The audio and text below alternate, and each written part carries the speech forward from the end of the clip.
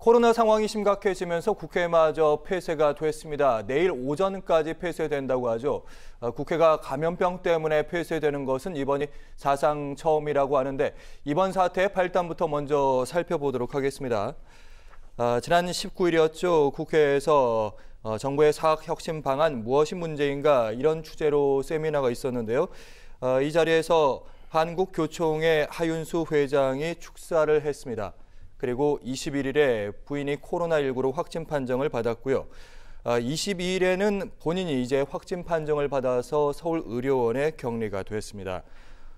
사실은 이 부분 때문에 좀 논란이 있었는데요. 곽상도 의원실에서 하윤수 회장에게 문의를 해서 코로나19 확진이 맞느냐? 처음에는 아니다고 부인했다가 결국에는 맞다고 인정을 했다고 하는데 김 전 의원님, 네. 이번 그 하윤수 회장에 관련된 사건 네. 어떻게 좀 보셨습니까? 사실 전체적으로 코로나 관련해서 너나 없이 예외 없이 감염될 수 있기 때문에 이분이 크게 잘못했다, 잘했다 이렇게 몰아가기는 좀 어려운 것 같습니다. 그럼에도 불구하고 조금 여러 가지 어떤 특히 중요한 국회인 만큼 본인이 조금 더 솔직하게 처음부터 부인과 관련해서 부인의 지인이 신천지 관계자에서 확진을 받았고 나도 지금 거기로부터 자유롭지 못하다 이렇게 조금 더 빨리 얘기를 했었더라면 조금 더 초동 이렇게 말하자면 이렇게 확진하는데 여러 의원들이 말하자면 문제가 되지 않았을 것 같다는 생각이고 그 여파로 본회의도 연기되고 의총도 연기되는 결과를 맞았는데 실제적으로 앞으로 정말 국회의원들이 다 감염이 되면 정말 총선 앞두고 국회도 지금 추경부터 본회의 상임위 해야 될 2월 국회가 거의 이제 2월이 다 끝나갑니다만은 중요한 회의와 추경 그런 것들 예결위 같은 게 있었을 텐데 이제 그런 의미에서 좀 아쉬운 점이 있다 그렇게 생각이 듭니다. 네.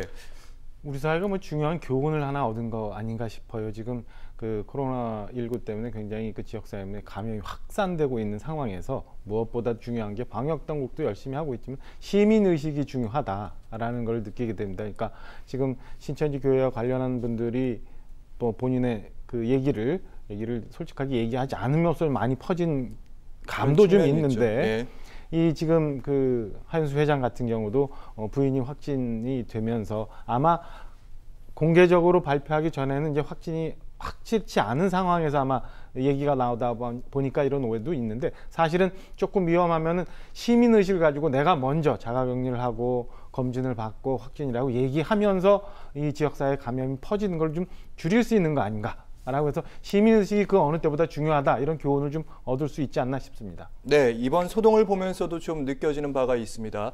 자, 그 세미나에 함께 있었던 미래통합당의 심재철 원내대표, 전희경, 곽상도 의원 등 모두 다행히 음성 판정을 받은 것으로 나타났습니다. 하지만 심 원내대표 어제 남긴 심경이 정치권에 좀 파장을 더하고 있는데 국민의 애환을 뼈저리게 체험했다. 이 부분은 충분히 수긍이 되고요. 중국인 입국 금지를 다시 한번 꺼내들었습니다. 그리고 대통령의 말 한마디 일상생활로 돌아가도 된다. 이게 아마 대통령이 확진 환자가 30명쯤 나왔을 때 했던 얘기 같은데요. 그래서 가장 주목되는 말이 이 중국인 입국 금지인데 황교안 통합당 대표 즉각 중국발 입국 금지를 해야 된다. 다시 한번 목소리를 높였습니다. 정세균 국무총리는 사실상 불가능하고 중국인 입국자 이미 80%가 줄어들어 있는 상황이고 우리 국민들도 중국을 드나들어야 하는데 현실적이지 않다. 이렇게 반론을 폈습니다. 민경욱 미래통합당 의원은요. 중국인 입국 금지를 하지 않으면 안 된다. 결국에는 총선 승리를 위한 하나의 전략이 아니냐. 이런 식으로 말을 했고요. 이에 대해서 민주당에서는 코로나19 정치에 이용하지 말라, 정치적 공세를 중단해달라 이런 식으로 맞받고 있습니다. 중국인 입국 금지에 대해서 온라인상에서 찬반 논란이 뜨겁습니다. 지금이라도 해야 되는 것이 아니냐. 아니다. 이미 국내에 충분히 퍼져 있는 상황이기 때문에 실효성이 없다. 이렇게 맞받고 있는데 어떻게 보십니까?